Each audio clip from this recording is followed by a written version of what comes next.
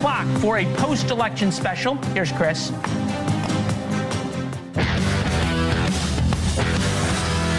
Earlier today, I spoke with President-elect Trump and congratulated him on his victory.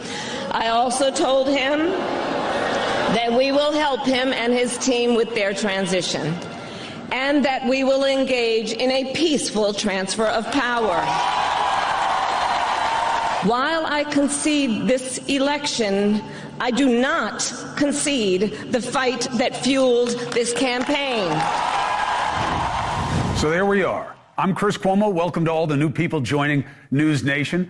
Our team had the key election calls right and first. And there's a concern in that I want to discuss with you tonight.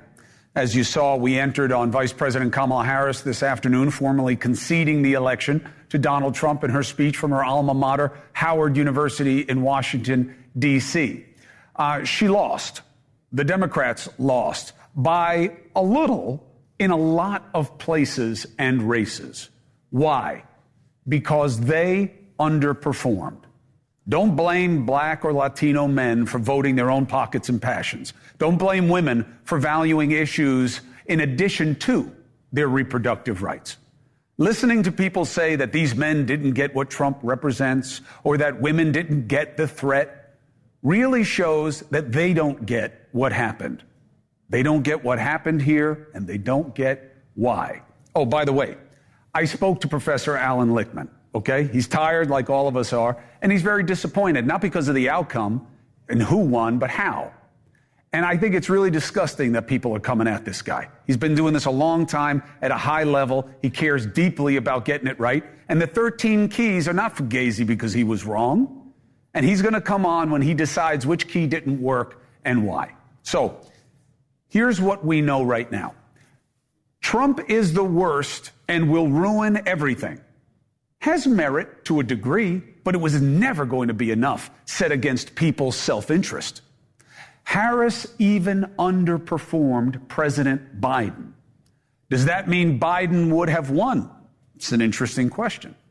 Now, I doubt it because the problem for both was the same, as it was for all Democrats in this cycle. The things that matter to us are more expensive than they were 4 years ago, and that happened on your watch. And. Now we get to the real talk. Maybe it's too soon because I know people are upset. Actually, on both sides, which is an interesting challenge that I'll get into. But the message for the losing side is going to be tougher to hear unless what you actually want is to be what the country needs and what the Democratic Party is at its best. People are too quick to go to the voters. Let's talk about who and how much. And listen, they were only reacting to what the people in power and the media put on them. The division is largely manufactured in this country. It is for effect, and it had an effect.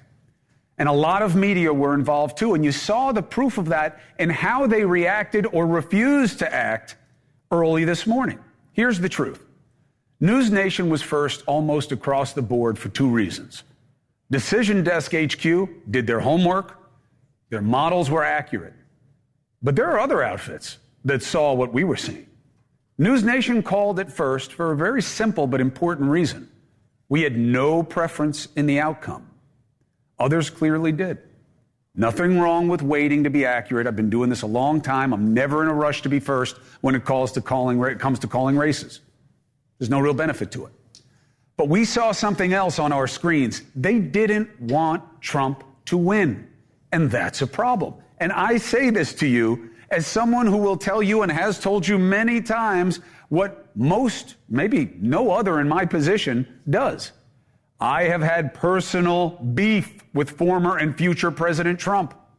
And I don't think there are many who have criticized him more profoundly. And if the left is right and he goes on a jihad against enemies, I may be high on the list.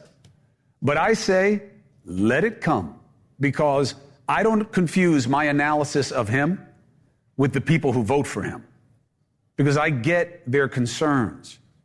People who vote for Trump, now some are cultish fans, and bravo to him, by the way, for that seduction, because that's part of politics. But most are more concerned about problems that matter more to them for their families and their financial and physical well-being than Trump's obvious flaws. Do you get that?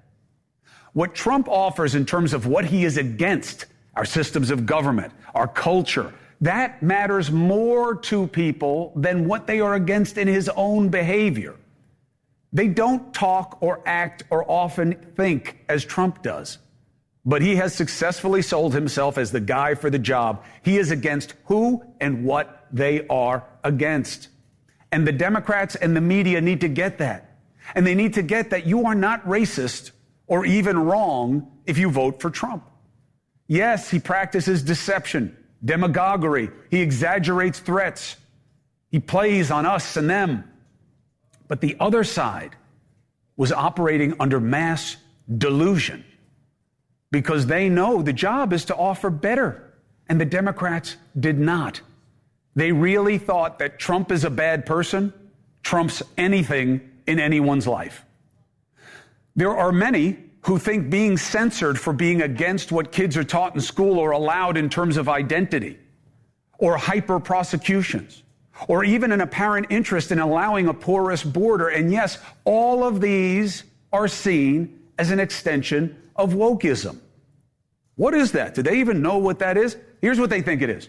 Radical liberalism that empowers the few over the many. Too many feel opinions are punished. And that is powerful. That is part of what the left and many in the media too easily condemned and colored as prejudice. And that's why you lost. America is fundamentally about protecting the little guy. It is how we started. But keeping the many from infringing on the rights of the few, which is noble, is not what the election was about. It was having the few control the interests of the many. Making life better for illegal entrants than legal residents is a problem. DEI that puts prominence on type over talent is a problem. Punishing speech that questions or refuses to conform is a problem. Allowing attacks on Jews that would never be tolerated with any other minority is a problem. The left has birthed an entire cottage industry of podcasts for people who feed these frustrations. So while I respect the concern, and I know what it's like to be in pain after a loss in a campaign, as a voter, as someone who has lost in public, I get that there is fear and there is pain and even panic, but I know the way through. Two questions. These are the two toughest questions to confront when it comes to change. So what? And now what? We know what happened last night. Parsing the numbers is masturbatory and a distraction to a certain extent from the question we don't want to deal with. Why? Why? Candidates matter. Harris wasn't a great one, but it was more than she could control on her own. Race, gender, yeah, it plays into it, explicitly or implicitly in America. But Bernie Sanders was right that the Democratic Party traded constantly talking about being for working families and how? For being against Trump. Trump sucks, has a lot of appeal, but not as much as people's own interests, economically and in terms of feeling safe. And yes, seen. Especially when you tell them that what they think matters makes them the problem. When all they want is to be seen and not judged. Sound woke? Well, ironically, the Democrats didn't do what they want done by others. In politics, if you tell people they are wrong to feel the way they feel, you lose. If you tell people they are wrong to feel the way they feel, you lose.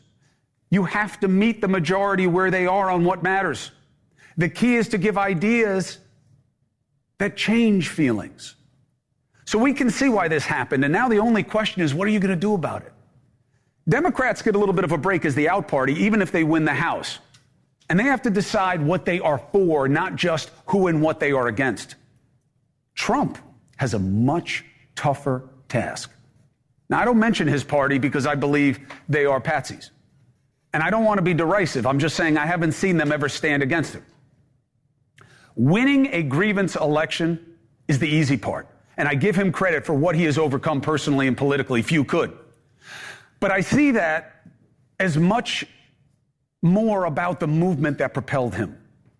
And now the hard part is satisfying them. We are not a wall or a tax cut away from a secure border or economic improvement for the working man and woman. Policy matters. Posture as president matters even more.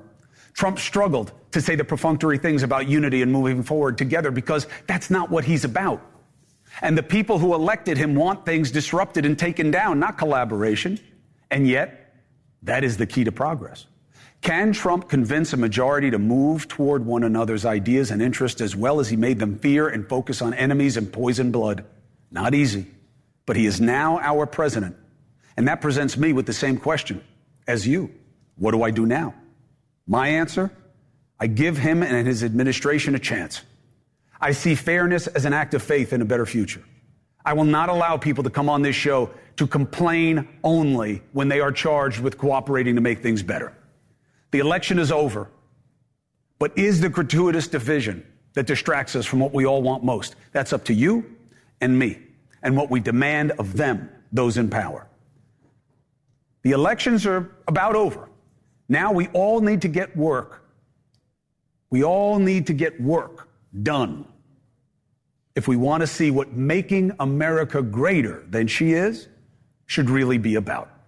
Now, to discuss how we do that and where we are, I couldn't ask for better. Stephen A. Smith, vocal yet hesitant supporter of Kamala Harris. What does he make of this outcome? The host of the Stephen A. Smith Show joins me now. Good to see you. See you, my man. Good to share this moment with you. Yeah.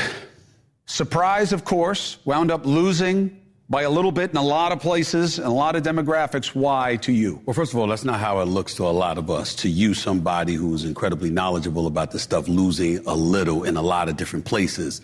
The way we look at it, we saw red all over the screen. Spanked. You need a Band-Aid, she got annihilated. That's how we look at it. I mean, she didn't win. We were predicting that the election was going to take days to decide, possibly into the weekend, and lo and behold, it took about 7 hours for us to learn once the polls closed that he was the president-elect of the United States. So that's what happened. And when you look at some of the issues, clearly not addressing the economy in a fashion that resonated, people talking about inflation, talking about their pockets, how you were going to address those things. I'm sure she attempted to articulate. I understood what message she was sending, but a lot of people weren't paying attention to it because, as I've said on many occasions, including sitting here with you, I know this much about minorities in this country. When it comes to black and brown folks in the United States of America, let me tell you something right now. We don't want to hear about percentages. We don't want to hear about, inflation has dipped down to below 2% and all of that stuff. We're looking at the money in our pocket. How much does it cost to get gas? How much does it cost to buy groceries, to go out,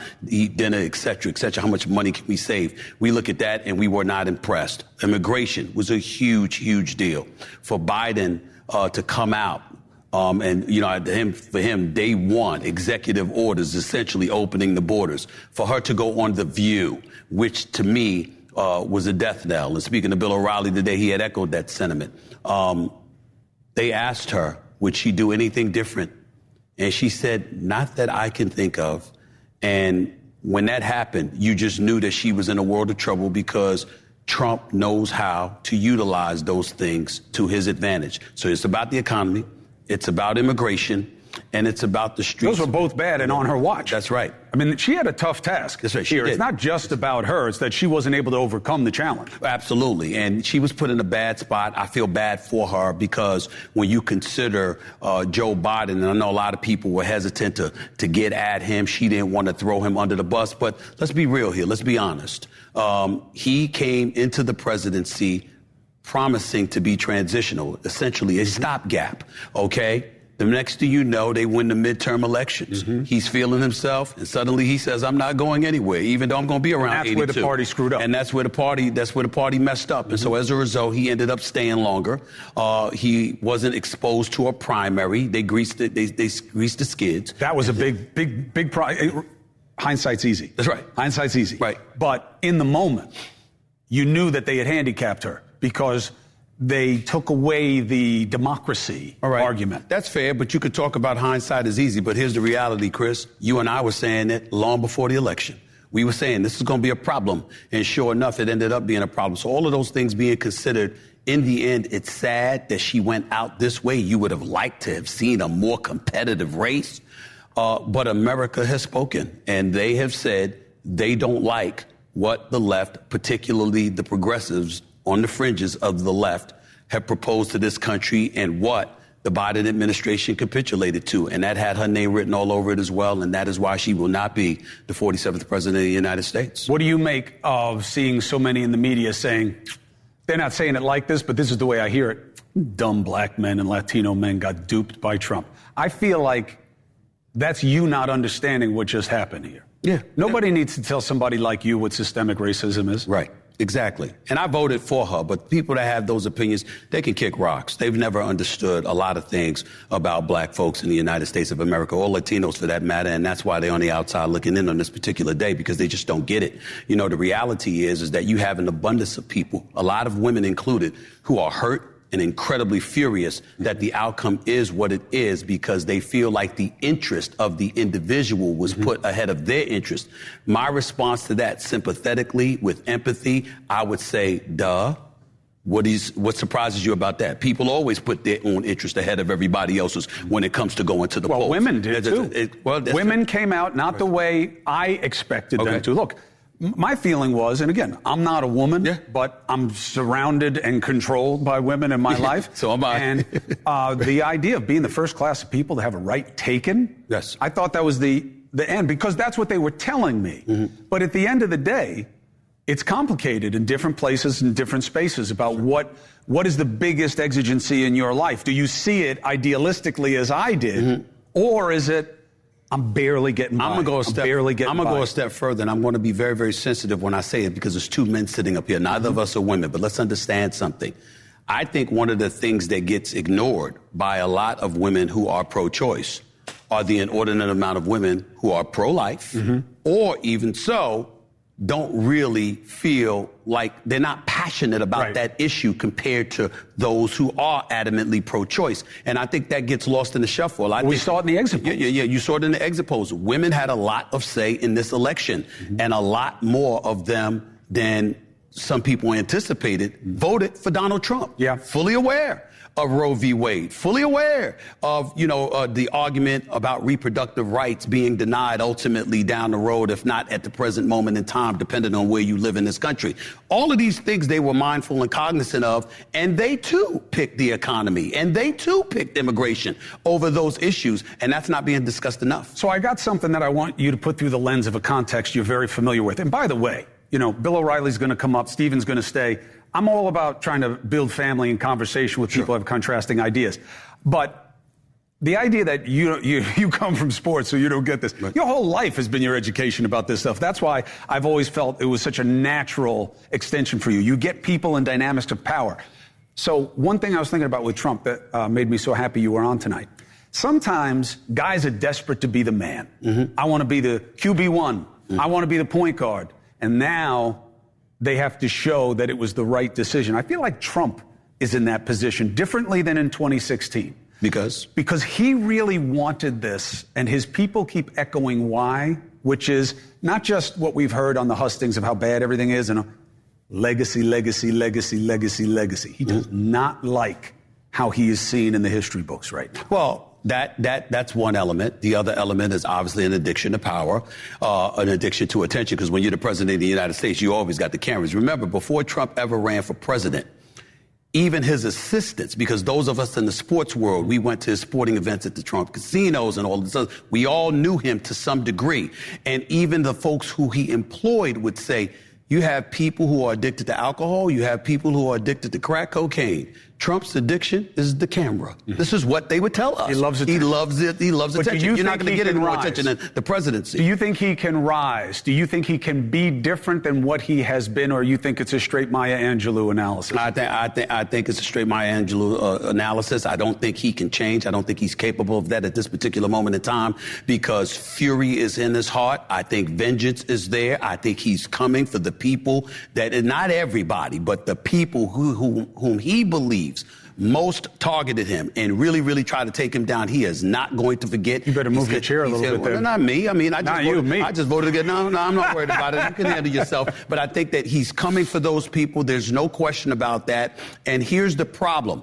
because the Senate was recaptured by the Republican Party, because power may be maintained by the right in the House, he has complete autonomy, similar to what he had between 2017 and 2019. And now that he might have a better idea of what his mistakes were and what he can do to correct it, even though he'll never admit it to the viewing public, in the end, all of those things come into the equation, and the level of autonomy that he can exercise, it's virtually impossible for me to believe that suddenly, for the first time in his life, he's going to become timid and decide to step back and not be the assertive, aggressive individual that we've known him to be. I don't believe that for 1 second. There is an alternative rationale that we will present after this break. Stephen A. Smith stays in his resplendent outfit to share ideas with no less than Bill O'Reilly, who believes that change is coming and we may see things that will surprise us in a positive way. Bill O'Reilly, right after this. To put the divisions of the past 4 years behind us, it's time to unite. And we're going to try, we have to try, and it's going to happen. Success will bring us together. Bill O'Reilly of BillO'Reilly.com Greatness joins me and Stephen A. right now. Good to see you, big man. Thank you for helping me out last night. Do you believe Trump meant what he just said? Yes, because why would I say no? I don't know. The truth? He read the teleprompter. It was written for him. I think that he would rather have a smooth ride than strife. But I want to do something for the audience here. Will you guys do me a favor and just exchange jackets? Could we do that? He can't fit my jacket, Bill. He's damn near twice my size. So he corrected me on the color. He said it's called salmon, Bill. Salmon is the word you're looking for. And Stephen A. swims upstream, so that's why he likes it. He does. He swims. All right. So back to Trump. Trump, all his rhetoric stuff. He would rather have adulation. You guys are saying he's addicted to the camera. He's addicted to this. He's addicted to adulation. And he wants positive. He'll take the negative, but he'd rather have people love him, which is why he does the big rallies. So what he's going to do is appoint a staff, and I have no idea who that staff is going to be. I suspect maybe Marco Rubio might be Secretary of State. Maybe Mike Pompeo, Secretary of Defense. No idea who Attorney General might be. Very key point. And then on the first day that he's in office, after the inauguration, which I'm sure will be the largest in the history of any country anywhere, larger than all presidents combined. Whether it is or it isn't. So we can expect a fairly big crowd. Anyway.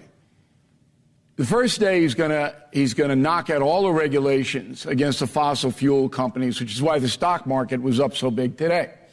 So he's going to have drilling in Anwar, you're going to have the Keystone Pipeline, all the Biden nitpicks that drove the price of fossil fuel harvesting up, gone. That is going to have an immediate chain reaction in the grocery store and at the gas pump. It'll be almost immediate, and there's no doubt that that will happen. So that he's got a good, positive outlook there. The second thing on immigration, he's not going to be able to do mass deportations. We talked about that. Once you're on American soil, you have due process. And even the laws that have been written, the deportation laws, you have to have a hearing.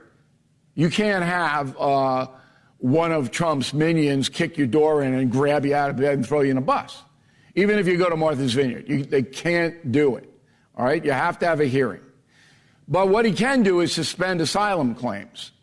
I don't know if he's even thought of this, but you can steal it, Mr. President, if you'd like.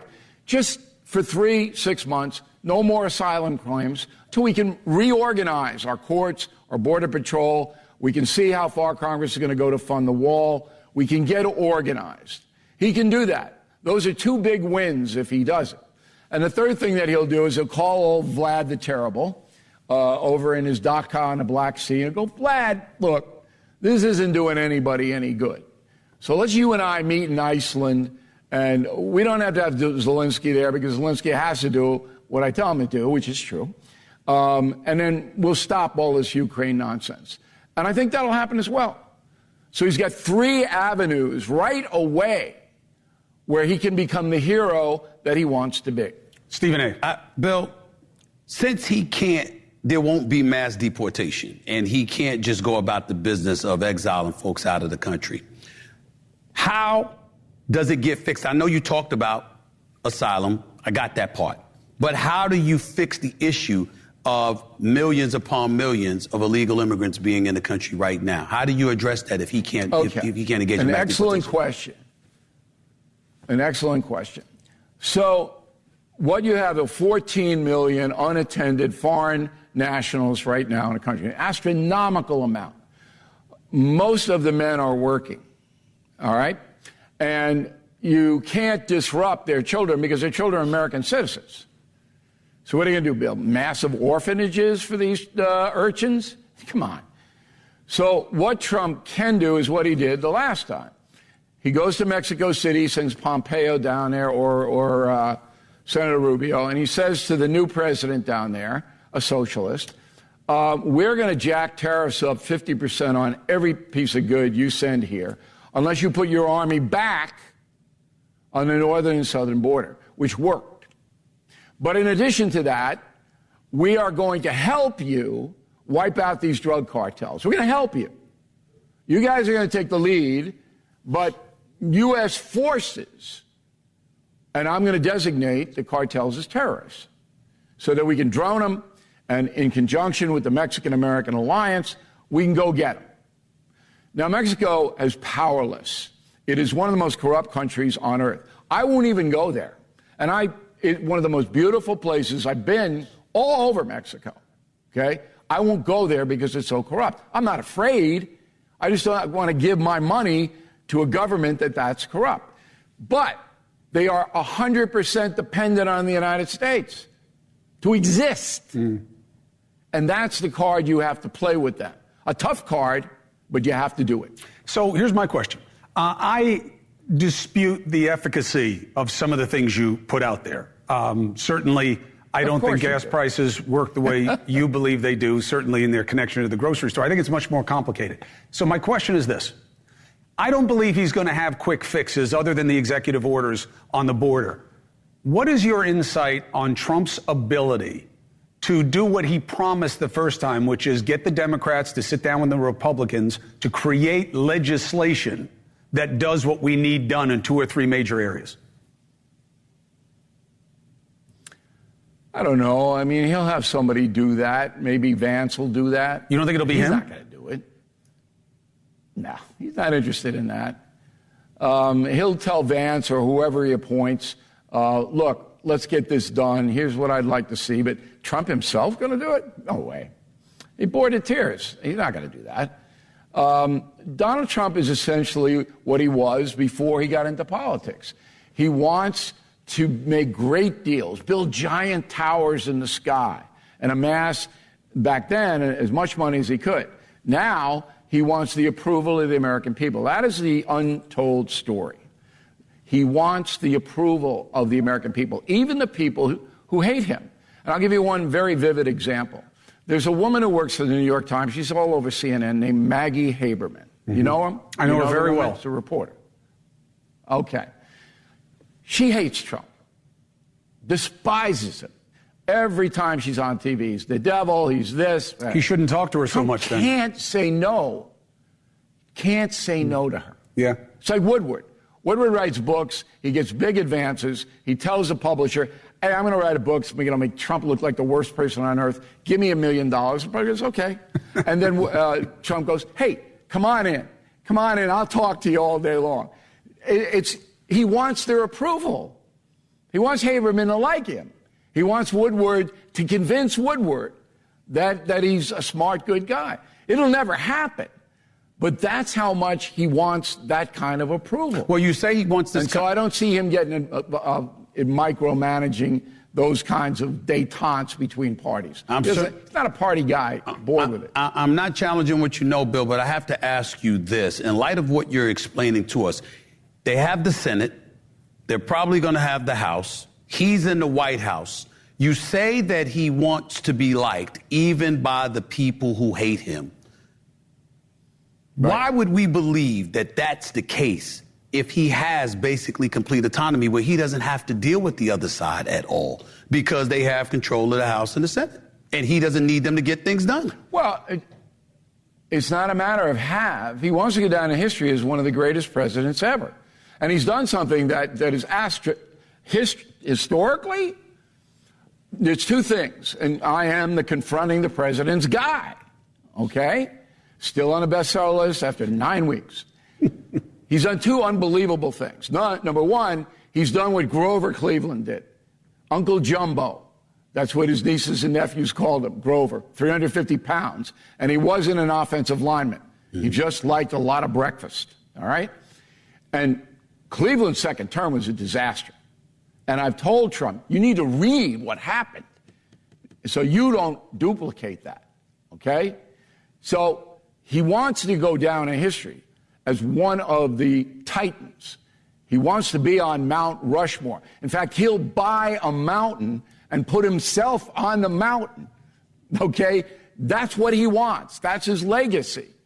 So he wants to achieve so-called great things. He's motivated to do it. And he's the hardest working SOB I have ever seen. There has never been a presidential candidate or a president that's worked harder than that man. Never. So if you like work ethic, I mean, compared to Biden, who half the day's in a hammock someplace, I mean, it's unbelievable. Right, but I'm saying, look. But he wants to go down in history. Then he's got to make legislative achievements happen. Unless there's a huge war, right. It doesn't happen. Although I will say this, to Bill's point. When he runs the first time, his son-in-law, Jared Kushner, was not supposed to be as involved as he wound up being. That was about attrition and him becoming paranoid. He was in charge of an initiative called DJT 100, which was an initiative to get him to 100% popularity in the country. Wow. And it was an initiative to find out how many things can we do that will make everyone happy. So there you go. But wait a minute. No. Excuse me for interjecting. We can't just say easily, there you go, because obviously we can't refute the facts of that. It happened. Right. It was true. The flip side is they've put him through a lot. They went after this man. They tried to incarcerate him. They impeached him twice. They convicted him of 34 felonies for crying out loud. So is that same individual still there, DJT 100? No. Does he care about that now? I don't know if the answer to that question, Bill, Chris, is yes. I think he wants to be a big man like Bill says, of course. But I do believe he's looking for a pound of flesh. I think that's the controlling variable for him. If he can let go of that, and I'm not just saying that because I'm probably on the list, but if he can let go of that and decide to be bigger than it for the first time that I've ever seen in my life with him, then he has a chance of greatness. Do we know of anybody that changed when they were 78? Let me make one more point here because I'm sure you got to go to a break. Trump's capacity to hate you is limited. There is a list, all right, of people that he feels are flat out evil and corrupt. And I wouldn't want to be those people.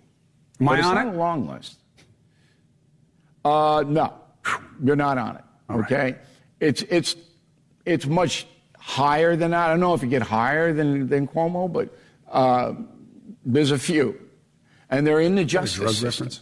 That's where his beef primarily is. But you remember Megyn Kelly. Yes. Tearing him to pieces in 2016. Well, who's his best pal? Not now. Well, she made it clear she was protected. No, I want to be protected. I mean, listen, she made it clear she was supporting him. Number one, she was going to vote for him, and she spoke adamantly. She spoke adamantly against the opposition because she didn't like the direction that the country was going in, and so as a result of that, in his eyes, they became like-minded, and that's why he let that go. If she was still doing the same things that she was doing in 2016, it would have been a different animal. 100%. All right, I got to jump. Bill O'Reilly? No. Oh. There's hugging. There's hugging going on there, okay? And just think back to 2016. He doesn't hold a grudge forever. That's not in his nature. By the way, I don't know if Bill O'Reilly knows whether this or not, but he and I have something in common. He brought up the fact that he's a bestseller for 9 weeks. Well, somebody else on this set was a bestseller for 9 weeks himself. Really? Yes, sir. Straight Shooter, Memoir of Second Chances and First Takes. My book. Just thought I'd throw that out there. How many weeks? Little old me, 9. Wow. 9. I'm just saying, he brought up 9 Gotta weeks. see what I happens. brought it up. What's it called again? Saying, Straight Shooter, a memoir of second chances and first takes. New York Times bestseller. That's a great title. Where's my signed copy? You didn't ask for one. I tried to write a book. I got like 3 pages in. I don't know any more words. That's because you don't have the patience. That's true. That's all. That man does. Bill O'Reilly, Stephen A. Smith, I appreciate you both. Thank you for discussing what matters, which is how do we get to a better place. This is going to be an obsession of mine, and there'll be plenty of room for conflict and going after people who say they're going to do things and won't. But if we're not focused on getting to a better place, then you can't complain that we don't. All right? 4 minutes, 30 seconds. So how do the Democrats adapt? There is no smarter Democrat than Member of Congress Maxine Waters. And her state of California very much in play in the House. Look at that face. She's not happy. She's coming to speak truth to power. Next. Last night, Republicans just didn't win the presidency. They won control of the Senate and may win the House. What does this mean for Democrats in terms of why they believe it happened? But more importantly, what will they do now? Let's ask leader among Democrats, California Democratic Congresswoman Maxine Waters, currently serving her 17th term, just won re-election in her district. Representative, congratulations. What is the lesson that your party should have learned? Well, the Democratic Party worked very hard, and they raised, substantial sum of money.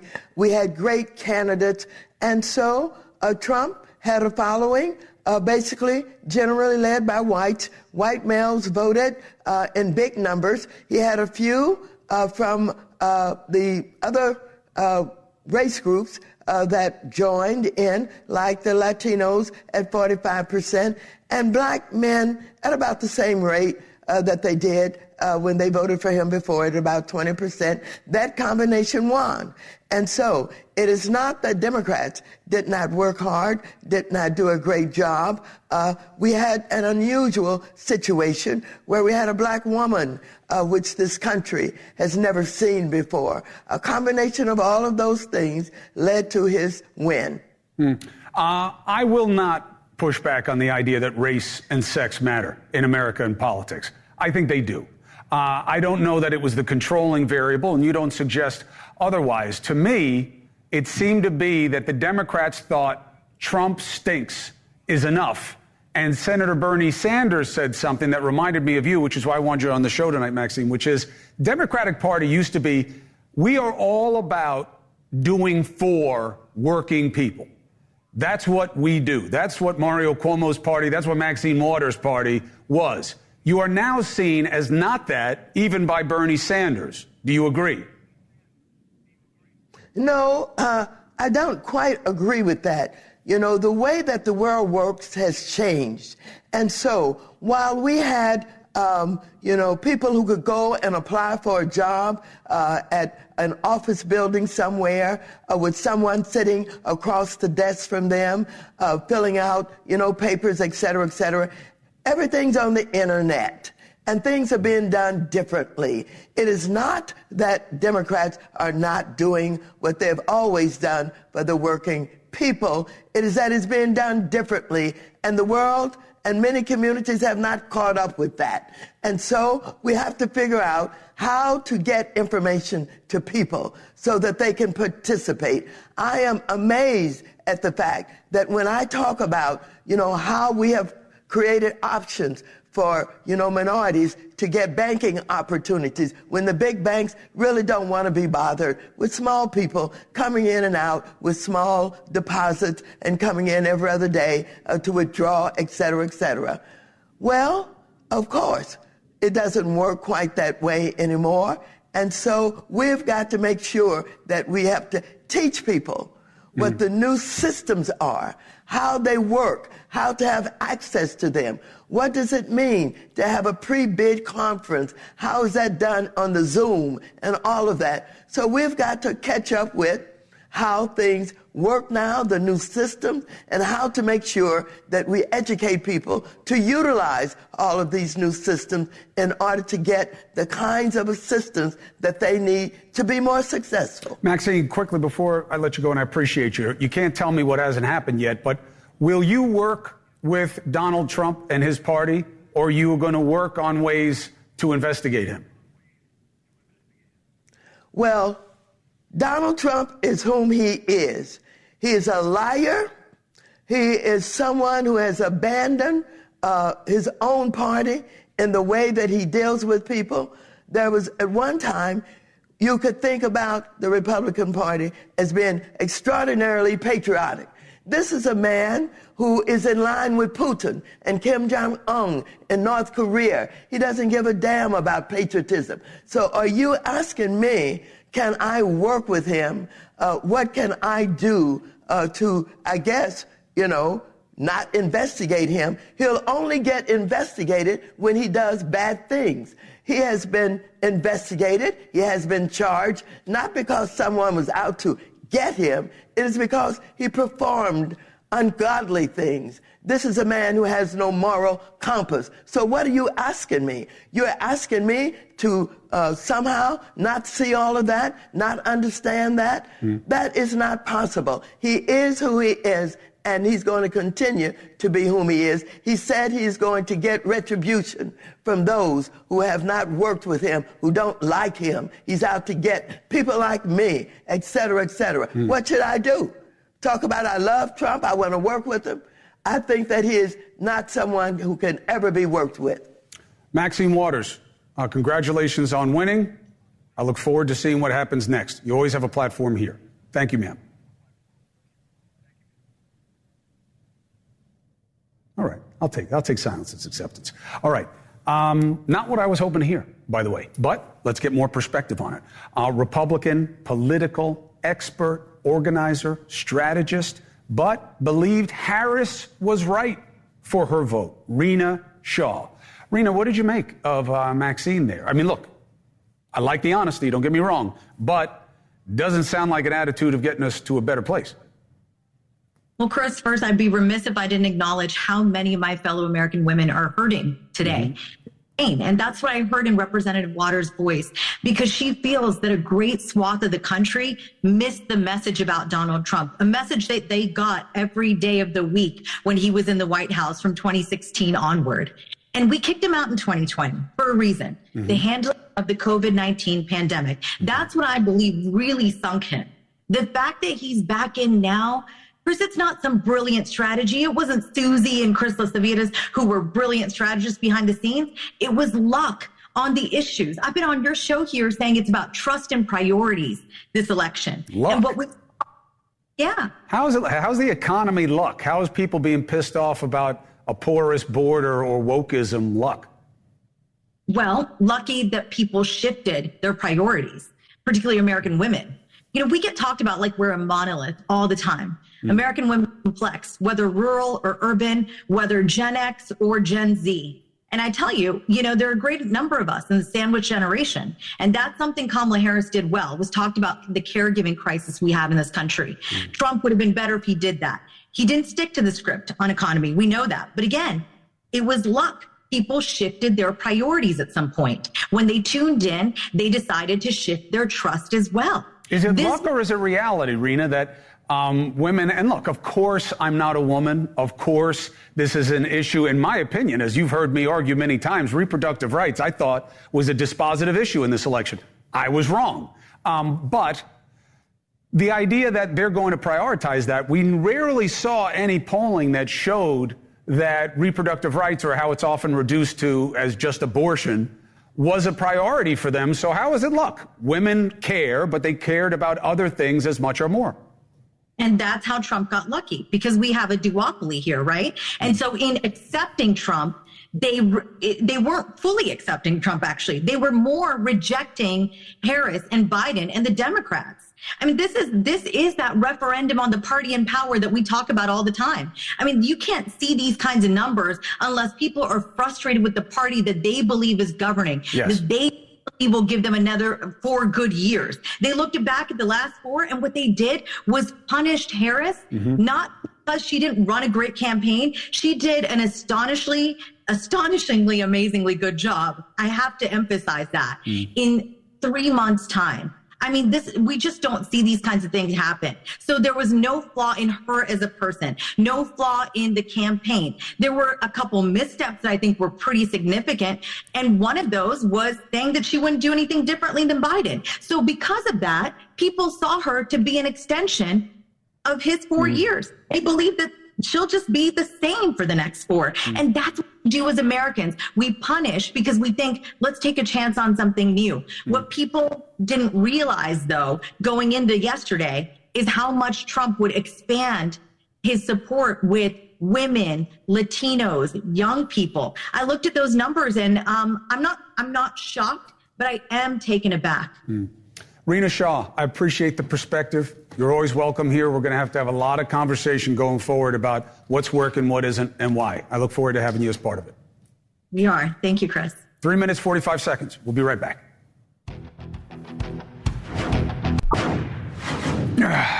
For some strange reason, I'm tired. Dusty. Okay, well, wake up, okay? We don't have time for calls, but a couple of things. One is I'm just reading here that Variety said that you were one of the anchors that had the biggest impact on election night, so congratulations. But bigger news. So you did this interview with a magazine called Muscle and Fitness. I'm going to put it up right now. NewsNation's host Chris Cuomo will not skip a workout, no matter who wins the election. Priorities. Okay, stop. Now they call you this. Next one, please. Put it up. That's right. America's fittest newsman. Yep. May prepare for a long election night by going for a walk. Oh, Media God, says I've it walked must be with you. true. No. Then they use this picture. This picture. Put it up, please. Yeah. Picture. Okay. Now. That's right. Honestly. Yeah? Honestly. Yeah? I have not seen this fish. level Look at that of fish. airbrushing. There's no airbrushing. Since Martha Stewart no airbrushing. posed for Sports Illustrated. There's no I mean, honestly. There's no airbrushing. First of all, take down Martha Stewart. I don't want to see that. No. Second, No. That's all natural. It's all natural. You're jealous, and you should be, because I'm in much better shape than you. I understand why you're jealous. I've been on many walks with you. You quit before I do. Facts. That's not true. I quit being able to stand your company for that long, but I can walk you under the ground. It's not even a question. I mean, you only make it like, by the time you get hurt or attacked by something or somehow victimized, you can only make it a couple miles. All she does when she walks is yell at other people, by the way. True. Look at him. Look at him on the electric bike. They're the problem. I got hit. You know this to be true.